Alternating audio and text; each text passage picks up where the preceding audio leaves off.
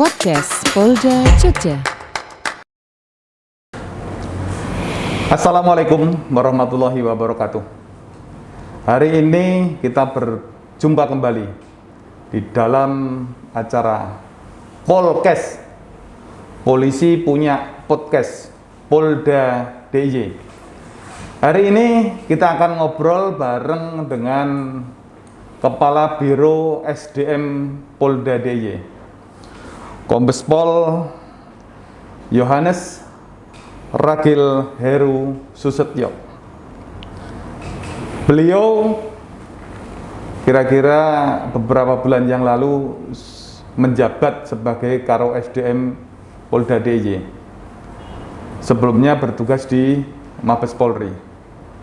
Nah, pemirsa berkesempatan untuk mendapatkan pesan-pesan nanti dari beliau. Kita semua akan mendapatkan pesan-pesan dari beliau, terutama berkaitan dengan program presisia Kapolri Jenderal Listio Sigit. Nah, apa saja yang dilakukan oleh Biro SDM Polda DIY dalam rangka mengimplementasi, mengeksekusi program-program ataupun kebijakan dari Kapolri Jenderal Listio Sigit. Pak Karo, gimana kabarnya Pak Karo? Baik, alhamdulillah Pak Kabid Humas. Hari ini kita semuanya sehat walafiat. Puji Tuhan. Alhamdulillah, puji Tuhan, kita semua dalam keadaan sehat. Ini masih COVID-19 sehingga kita masih tetap memakai masker Pak Karo ya. Ya. Nah, berkaitan dengan program presisinya Pak Kapolri, program apa saja yang menjadi unggulan atau menjadi kegiatan dari Biro SDM Polda DIY? Tentunya juga ini sebenarnya kan dari biro-biro SDM Polda-Polda lain juga sama. Nah, di DIY gimana nih? Terima kasih Pak Kabid Humas dan selamat siang kepada para pemirsa. Assalamualaikum warahmatullahi wabarakatuh. Baik, dalam mensikapi atau menindaklanjuti program presisinya Bapak Kapolri, khusus di bidang SDM, kalau saya boleh memilah itu ada dua hal. Yang pertama itu yang mencakup keluar, dalam arti keluar adalah SDM yang berkaitan dengan masyarakat. Yang kedua adalah tugas-tugas SDM yang internal berkaitan dengan personil Polri. Dalam hal ini personil Polri itu adalah anggota Polri dan PNS Polri. Yang berkaitan dengan masyarakat, saat ini juga sedang kami lakukan dan ini seluruh Indonesia dilakukan, adalah yang namanya program rekrutmen personil Polri. Menyikapi dari program itu Bapak Kapolri, saat ini rekrutmen Polri kita sudah berbasis TI juga, baik itu penerimaan Akpol, Bintara, Tamtama. Berbasis TI artinya bahwa dari mulai pendaftaran sudah online, ya, pendaftaran dengan online. Bahkan nanti aspek-aspek dalam kegiatan tes itu juga menggunakan IT. Baik dari nanti jasmani itu juga nanti untuk menghitung timer juga tidak manual dengan robot, tapi juga dengan digital. Contoh itu yang jasmani. Kemudian untuk akademik yang dulu menggunakan lembar jawaban kerja namanya LJK, sekarang juga menggunakan CAT, ya, komputer test itu. Jadi pada saat yang bersangkutan selesai mengerjakan soal, langsung muncul nilai. Demikian juga psikologi juga menggunakan sistem CAT, begitu selesai mengerjakan soalnya langsung muncul nilai. Hal tersebut adalah dengan tujuan meminimalisir adanya pelanggaran, ya, karena outcome dari rekrutmen itu sesuai dengan golongannya Akpol, Bintara, Tamtama itu kita ingin mendapatkan anggota Polri yang betul-betul berkualitas, ya, anggota Polri yang betul-betul berkualitas, sehingga prinsip betah yaitu bersih, transparan, akuntabel dan humanis itu betul-betul dilaksanakan. Sekarang dengan menggunakan sistem atau berbasis IT atau TI, yang namanya bersih itu artinya meminimalisir pelanggaran yang akan dimanfaatkan baik oleh orang tua, peserta maupun panitia. Itu tidak akan mungkin terjadi lagi. Ya, sebagai contoh tadi, tes akademik tes psikologi, karena begitu selesai langsung muncul nilai. Kalau dulu kan mungkin dikompulir dulu dulu. pakai kertas ya, Pak. Pakai kertas ya. Nah, berarti kan kalau dulu pakai kertas, ini kan musim Covid nih. Ya. Kalau pakai kertas bisa saja ada kuman-kuman di kertas. Kalau sekarang kan serba elektronik ya. Ya. Sekalipun kita berbasis TI, dalam pelaksanaan tetap kita protokol kesehatan tetap ya. Protokol kesehatan tetap kita laksanakan, jangan sampai ya kita program rekrutmen ini menjadi klaster baru. Ya. Kalau kemarin Pak Kabid Humas menyaksikan 2 hari ini kita juga tes kesehatan di Stadion Maguwo. Ada 2 hari berturut-turut. Ya, kita prokes tetap ketat. Jadi mereka kita tampung di suatu tempat tertentu, dia tidak boleh meninggalkan tempat, jaga jarak, kemudian stadion itu yang kita gunakan kita sterilisasi, tidak boleh orang masuk. Begitu masuk tempat tes juga mereka harus cuci tangan. Ya, mereka harus cuci tangan. Baik yang cuci tangan itu panitia juga, peserta juga. Sehingga tidak ada muncul klaster baru baik berasal dari peserta maupun dari panitia. Itu yang rekrutmen. Ya, rekrutmen. Program yang dicanangkan Bapak Kapolri, ya mungkin masyarakat juga belum tahu bahwa nanti Polri akan merekrut ASN itu yang berkebutuhan khusus. Maksudnya berkebutuhan khusus gimana itu Pak Karo? Ya, yang berkebutuhan khusus maksudnya mungkin yang, mohon maaf lah kalau bahasanya gampang dan sederhananya, yang ada cacat tubuh. Oh, secara fisik tidak sempurna. Fisik ya tidak sempurna. Bahkan kemungkinan nanti Polri pun akan itu. Di kepolisian nanti akan merekrut orang-orang yang memiliki kebutuhan khusus. Berarti ini langkah yang luar biasa. Saya kira di instansi lain mungkin belum ada yang seperti ini ya Pak Karo ya? Belum, ya, instansi lain pasti saat ini yang belum. Dari Polri khususnya SDM dan mengkaji, ternyata orang-orang yang memiliki kebutuhan khusus atau tadi secara fisik tidak lengkap, tetapi yang bersangkutan kadang memiliki potensi yang luar biasa. Potensi dan kompetensi yang luar biasa. Nah, memang nanti penempatannya untuk pembinaan karirnya, baik ASN maupun Polri, itu nanti jelas tidak akan di bidang operasional, tidak akan di lapangan. Tetapi dia akan di staf, misalnya dia sebagai operator, atau mungkin sebagai analis, menganalisa suatu permasalahan. Ya itu yang kemarin kita kaji, dan sepertinya nanti akan diberlakukan. Nah, itu yang berkaitan dengan ASN. Selain itu juga, dari bidang rekrutmen ini untuk meningkatkan kita juga ada kerjasama dengan dalam negeri maupun luar negeri. Tetapi untuk kerjasama dengan luar negeri yang melaksanakan adalah dari Mabes Polri. Nah, kalau kita untuk meningkatkan kualitas personil, nah kita juga kerjasama dengan sekolah unggulan, ya, sehingga pada saat nanti rekrutmen mereka bisa kita rekrut. Itu yang keluar. Yang tadi yang ke dalam sendiri yaitu kita berkaitan dengan kesejahteraan. Kesejahteraan itu meliputi perumahan, meliputi kesehatan, pendidikan bagi anggota Polri.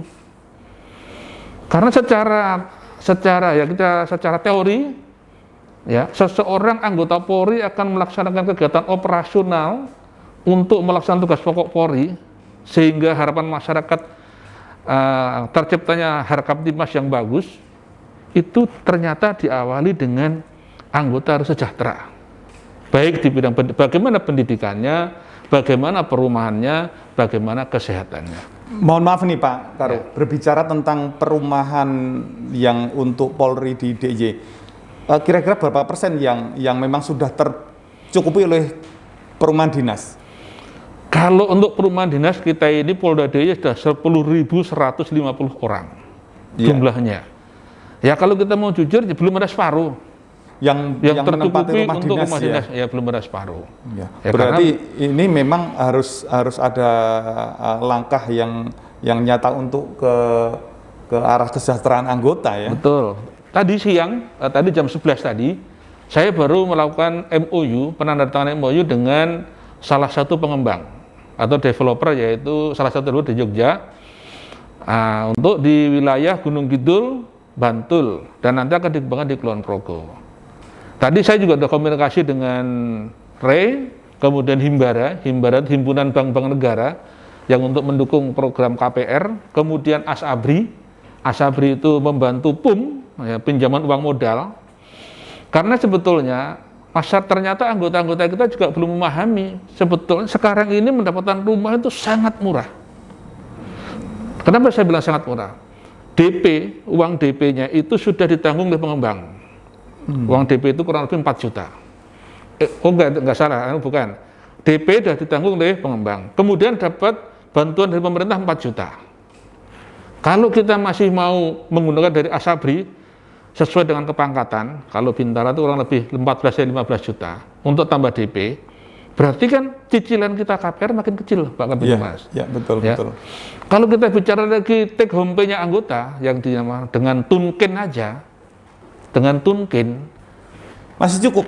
lebih dari cukup. Karena dengan harga rumah 150 juta, kalau kita ambil 15 juta, itu satu bulannya hanya 800.000.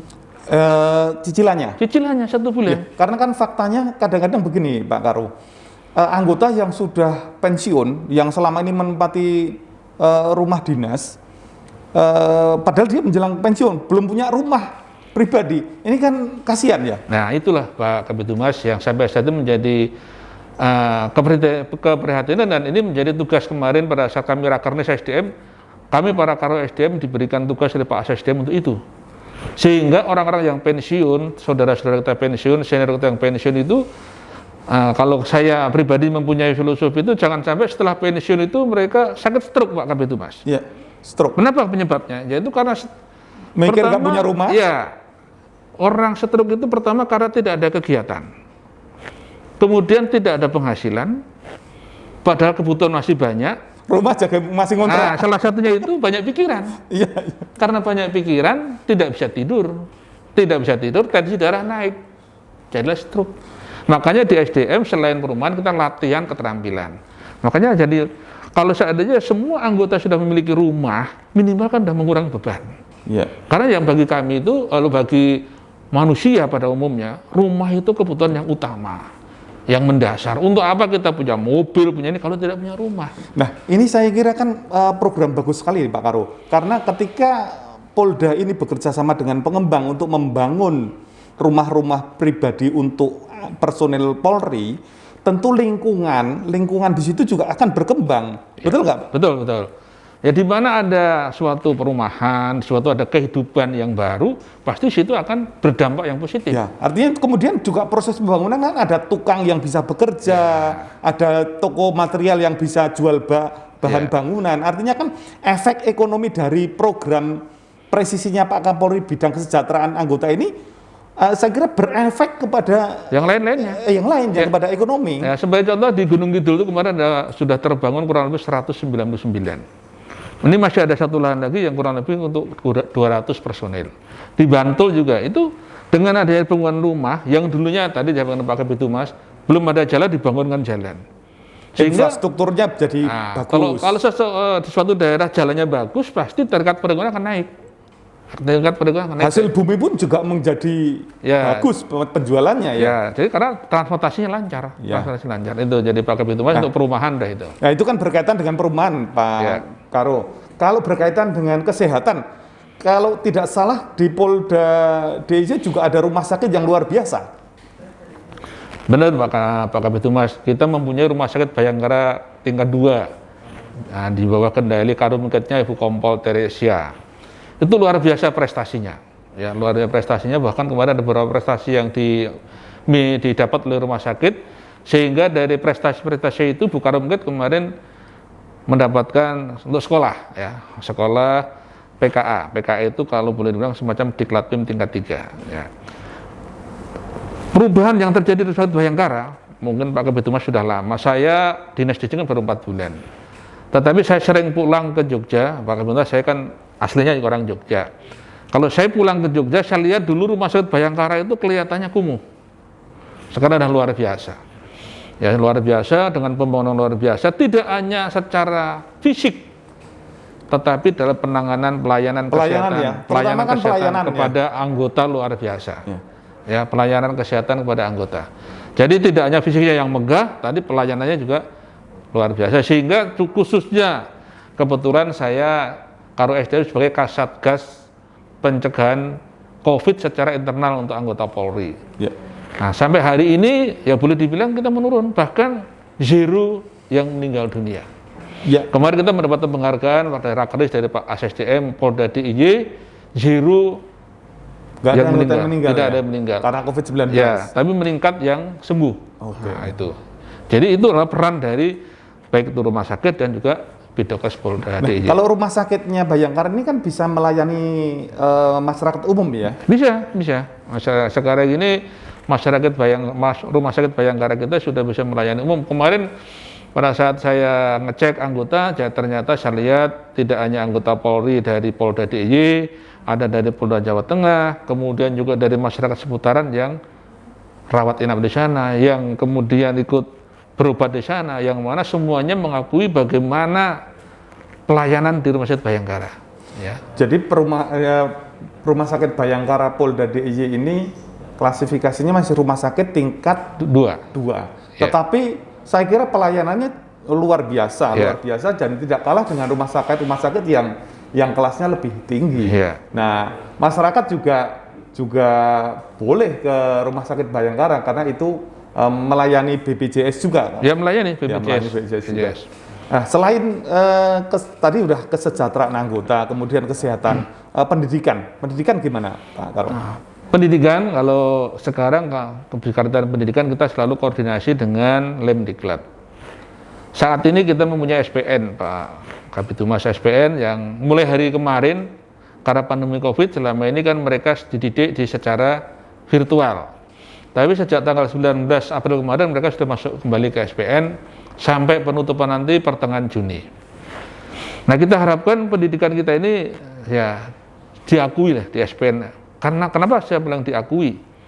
Saya di sini 4 bulan saya lihat yang studi banding ke SPN Selo Pameoro Polda DIY itu lah beberapa polda dari Papua Barat, Sulawesi Barat, Kaltara. Menjadi tolak ukur ya? Ternyata menjadi tolak ukur polda-polda yang lain. Saya tanya, bagusnya di mana? Pakai SPN. Ternyata dari kurikulumnya bagus, dari makannya bagus. Jadi semua aspek dinilai bagus waktu itu oleh Pak Kalemdikat, beliau Pak Arif. Nah, sehingga jadi tolak ukur SPN yang ada di kita, sehingga SPN yang mau bangun SPN itu studi bandingnya ke SPN Selo Pameoro Polda DIY. Itu yang berkaitan dengan SPN. Pendidikan yang lain, Pak Kabitumas, kita mempunyai program pendidikan juga, apalagi menghadapi era tadi sampaikan 4.0, kita menuju ke sana. Kalau kita orang Jogja ya yang lebih enaknya tuh 4.0. Nah, yang mana kalau kami dari internal SDM itu Pak Asesdem selalu menyampaikan Megatrend 2045. Yang mana Megatrend 2045 itu sama dengan 100 tahun Indonesia Emas. 100 tahun Indonesia Emas itu kita mendapatkan bonus demografi salah satunya. Bonus demografi adalah kita kelebihan penduduk atau masyarakat yang mana hampir memiliki kemampuan IT atau TI yang bagus. Nah, oleh karena itu kami dari SDM sudah mengkaji, bahkan kemarin Pak Asisten juga merencanakan bagi pengelola SDM harus mempunyai kemampuan TI. Ternyata tidak hanya orang SDM, Pak Kabitumas. Diharapkan seluruh anggota Polri nanti harus memiliki kemampuan tentang teknologi dan informasi. Harus melek ya. Jangan gaptek lagi. Ya. Sehingga yang tadi kesejahteraan itu ada 3, pendidikan, kesehatan, perumahan, ditambah satu lagi harus mampu bidang digitalisasi atau IT. Jadi kalau beberapa tahun lagi nanti kita tidak mampu dengan IT ya kita akan lewat. Sehingga yang dinamakan bonus demografi kalau bisa kita manfaatkan menjadi peluang yang bagus. Tetapi kalau kita sebagai pengelola atau pengendali SDM kita tidak bisa mengendalikan itu kan menjadi hambatan atau kendala yang luar biasa yang perlu ditindaklanjuti. Menarik berbicara tentang pendidikan di lingkungan Polri, Pak Karo. Jogja ini kan terkenal dengan kota pendidikan. Ya. Ada sekian ratus perguruan tinggi.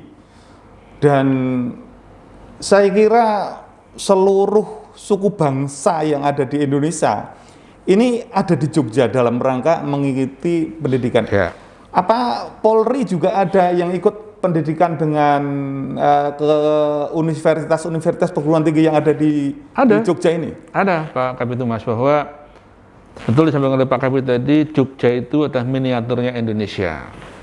Makanya tadi disampaikan kita menandatangani MOU itu kerjasama dalam negeri. Nah, kita ada MOU dengan UGM, kemudian entah Cokro Aminoto. Beberapa perguruan tinggi yang ada di Jogja kita sudah laksanakan MOU. Sehingga itu memudahkan anggota-anggota Polri, khususnya Polda DIY apabila mau melakukan sekolah di sana. Ya, melakukan pendidikan di sana. Sehingga tidak ada lagi dia harus ini itu, tapi karena sudah ada MOU, bahkan nanti bisa dibentuk kelas-kelas khusus. Kelas-kelas khusus itu. Tapi tidak hanya itu MOU kita, Pak Kabitumas. MOU itu tidak hanya berkaitan pendidikan, tetapi mungkin minta saksi ahli untuk reserse, itu bisa.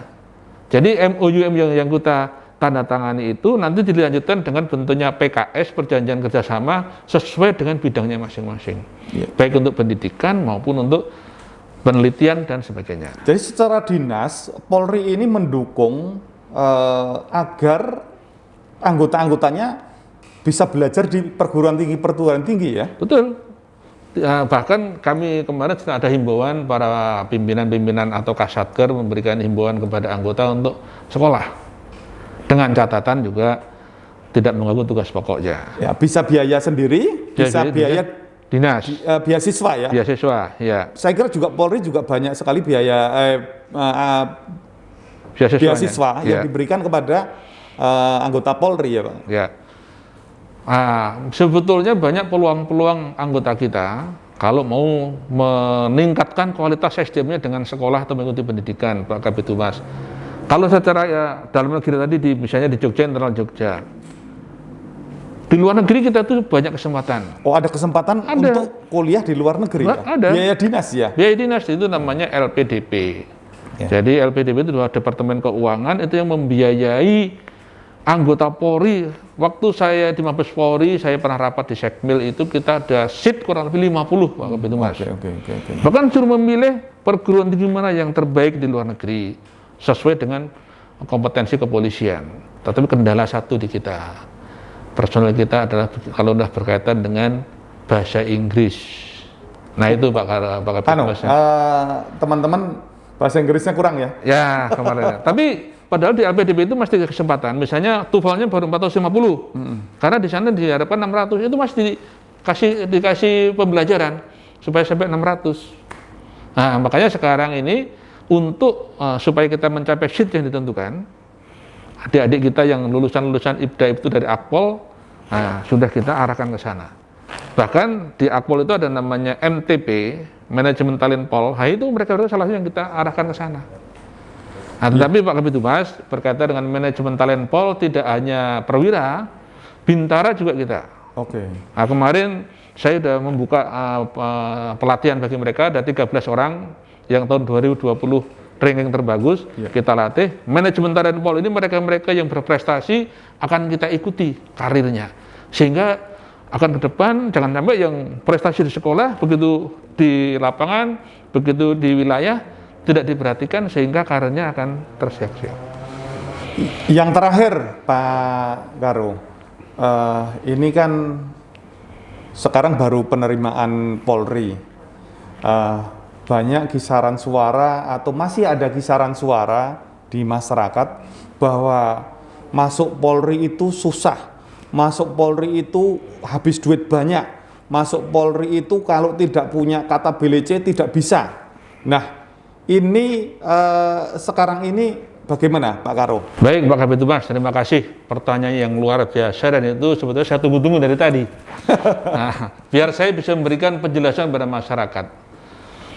Memang betul Pak Kabitumas, sampai saya itu sebenarnya prihatin. Semenjak saya jadi Karo SDM itu saya ini tahun kelima Pak Kabitumas. Pak Kabitumas bisa membayangkan bagaimana kalau persepsi masyarakat itu masih ada. Seperti apa saya? Bisa bayangin Pak Kabitumas kan? Yeah. Sebelum saya di sini itu saya di Papua Barat kurang lebih 2 tahun. Kemudian di Sulawesi Selatan juga 2 tahun. Bapak bisa bayangkan kalau masih seperti itu. Saya semenjak di Papua Barat sudah menggaungkan bahwa rekrutmen anggota Polri itu sekarang betul-betul zero. Betul-betul gratis, tidak dipungut biaya sepeser pun. Ya, jadi tadi disampaikan saya takut tidak punya sponsorship, tidak punya uang, tidak punya itu tidak diperlukan lagi. Yang diperlukan oleh masyarakat yang pengen masuk menjadi anggota Polri adalah mempersiapkan diri dengan baik. baik itu jasmani atau fisiknya, kesehatannya, dan akademisnya. Ya, karena kalau kita menjadi anggota Polri kan 3 item itu Pak Kabid. Jadi tidak hanya intelektualnya tidak, tetapi antara kesehatan, kemudian jasmani atau fisik dengan kemudian kemampuan itu harus seimbang. Sehingga yang diperlukan juga itu. Makanya kemarin kalau pada saat rekrutmen, Pak Karu saya boleh ngadep? Boleh.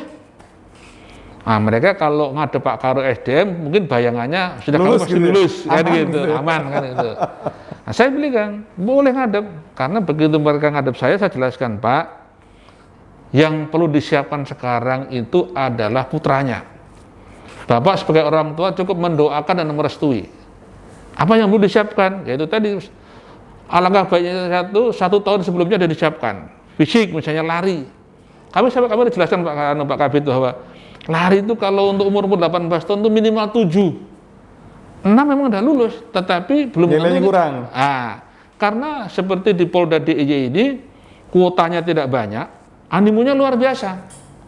Sehingga persaingan kuat. Pull up itu 1 lulus, memenuhi syarat. Tetapi kalau nanti untuk persaingan pasti kalah.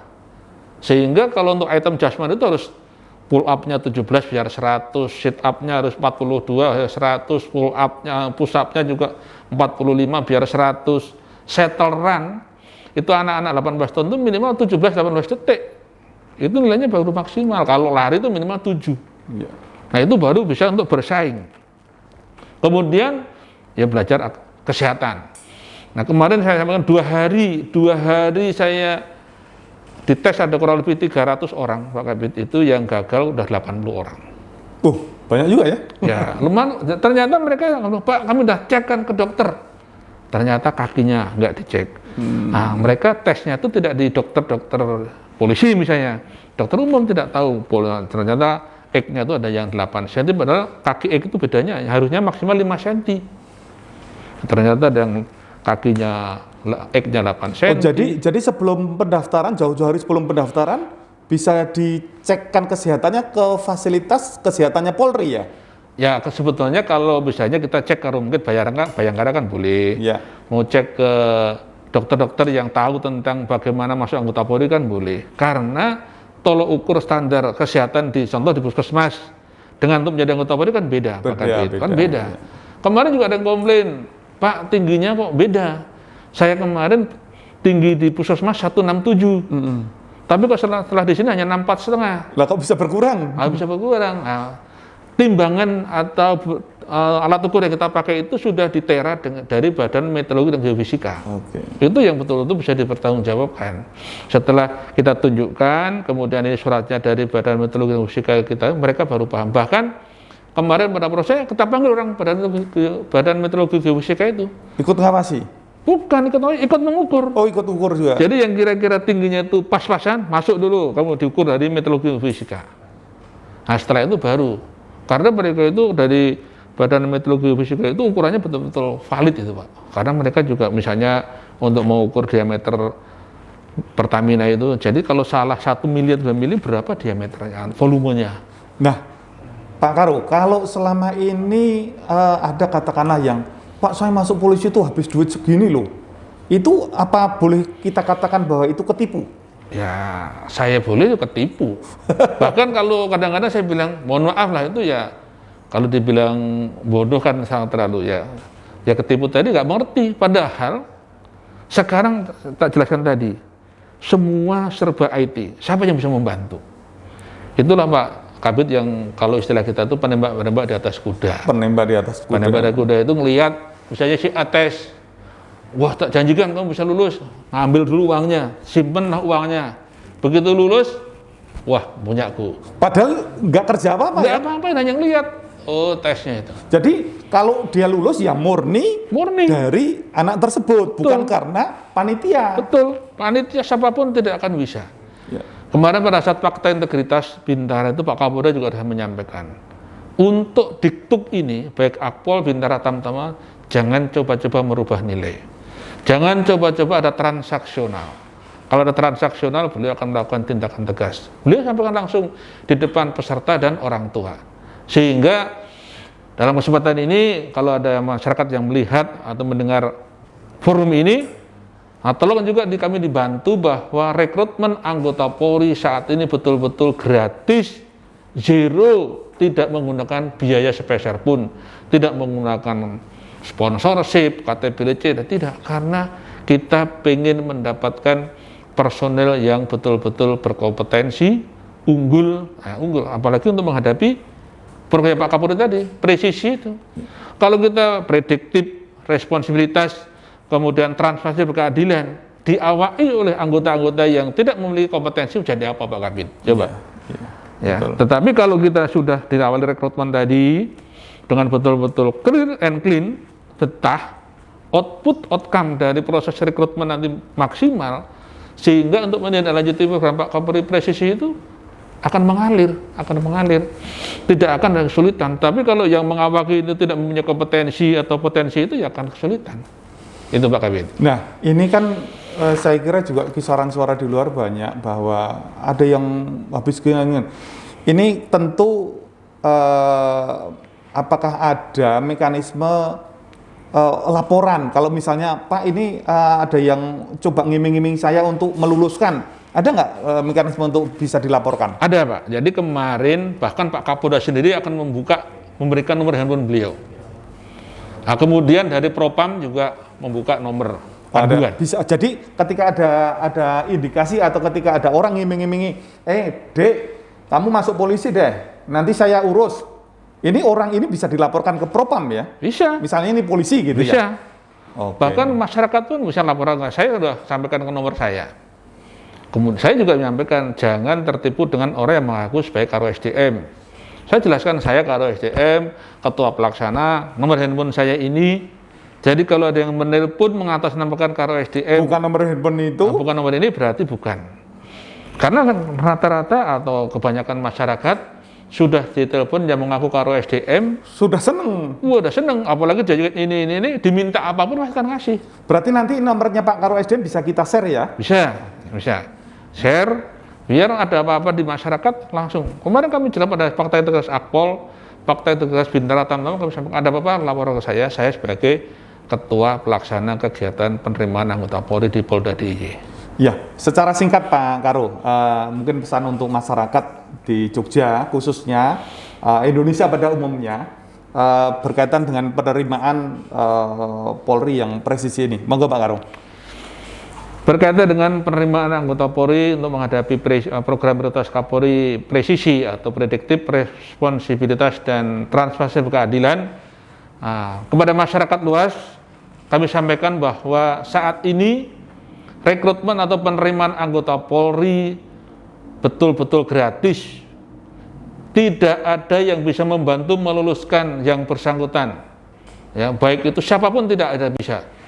Karena program atau proses dari penerimaan ini semuanya adalah menggunakan sistem digitalisasi atau TI atau teknologi informasi. Sehingga masyarakat tidak usah resah, masyarakat tidak usah ragu dan khawatir. Kalau mau masuk anggota Polri pasti berpikir saya tidak mempunyai duit segini, saya tidak mempunyai orang kuat, saya tidak mempunyai KTBLC atau sponsorship. Itu tidak diperlukan. Yang diperlukan adalah kesiapan yang bersangkutan, baik aspek jasmani, aspek kesehatan, akademis disiapkan jauh-jauh hari sebelumnya. Saya yakin kalau masyarakat sudah mempersiapkan jauh hari sebelumnya, akan mampu mengikuti tes-tes yang dilaksanakan untuk mengikuti proses seleksi penerimaan anggota Polri, sehingga betul-betul tidak ada yang mengeluarkan uang sepeser pun. Sekali lagi kepada masyarakat kami himbau, jangan percaya kepada orang yang menjanjikan katanya sanggup membantu meluluskan. Jangan percaya itu, karena apabila nanti lulus itu adalah kerja keras yang bersangkutan sendiri. Itu aja Pak Kabid Humas. Terima kasih kami diberi kesempatan untuk menyampaikan ini, karena ini yang menjadi unek-unek saya. Setiap saya ngomong kepada orang, tahunya mereka katanya gini Pak, wah, katanya gini Pak. Nah itu yang saya itu harus pakai bahasa apa saya ini. Nah, terima kasih. Semoga khususnya masyarakat di Jogja memahami ini, mengerti ini, sehingga pada saat mengikuti seleksi penerimaan betul-betul tidak usah berpikir yang lain-lain, tetapi berpikir untuk mempersiapkan materi tesnya itu aja. Terima kasih Pak Kabid. Ya, sedulur Jogja, ataupun dimanapun Anda berada, bincang-bincang kita dengan Pak Karo SDM luar biasa. Dan poin yang saya rasakan atau saya alami sendiri, bahwa masuk polisi itu gratis. Saya tahun 92 lulus SMA saya SMA Argomulyo, Sedayu. Sekarang SMA Sedayu namanya. Saya orang Moyudan dan rumah saya di pinggir Sungai Progo, ya. Dan saya masuk polisi gratis, tidak ada biaya keluar sepeser pun. Dan itu saya alami. Dan hari ini Pak Karo SDM juga menekankan bahwa masuk polisi itu gratis, tidak perlu bayar. Jadi ketika pemuda-pemuda, pemudi-pemudi yang ingin mengabdikan pada Polri, pada Republik ini melalui Polri, silahkan persiapkan sebaik-baiknya seperti apa yang sudah disampaikan oleh Pak Ragil tadi. Ya, demikian. Mas Dikit boleh sebelum tutup? Oh ya, silakan Pak Ragil. Kalau tadi Pak Kabid Humas menyampaikan beliau orang Moyudan, mungkin sedulur Jogja, saya ini orang Kulon Progo. Oh, barangkali mungkin dibuka maskernya dulu, biar Bang. tahu lah ya. Ya. Nah, ini orang Kulon Progo nih. Orang Kulon Progo. Nah, ini orang Moyudan. Orang Kulon Progo bukan watesnya, tetapi di desa Godaan, Anjatan. Itu dari Wates jauh ya, Bang ya? Wah, itu masih 15 kilo. Rekan-rekan atau saudara-saudara kalau percaya, pada saat saya mendaftar Kabri itu, dulu orang kampung saya bilang, Gil, kowe nek sampai edan nek ketompo. Teman saya sekolah SMA bilang, Gil, kowe nek ketompo tak sembah delamaanmu. Tetapi ternyata tahun 90 saya mampu. Dan juga tidak menggunakan uang sepeser pun. Saya orang kampung di Godaan sana, saya 10 bersaudara Pak Kabid Humas. Bapak saya pensiun tahun 76, Bapak bayangkan. Saya kelas 1 SD, Bapak saya pensiun. Apa yang dia punya? Nah, tapi saya mampu, bisa untuk itu. Saya yakin masyarakat Jogja, dimanapun berada, mau Kulon Progo, Gunung Kidul, Bantul, Sleman, Jogja, kalau yakin dengan kemampuan sendiri, percaya dengan kemampuan sendiri, saya yakin bisa. Mau masuk apa? Akpol bisa, Bintara bisa, Tamtama bisa, tanpa keluar biaya sepeser pun. Matur nuwun. Jogja istimewa. Istimewa ya, Bang ya? Sangat istimewa. Oke, terima kasih. Saya kira Polkes hari ini cukup. Ya, selamat menikmati Polkes. Polisi punya podcast Polda DIY. Sekian, assalamualaikum warahmatullahi wabarakatuh.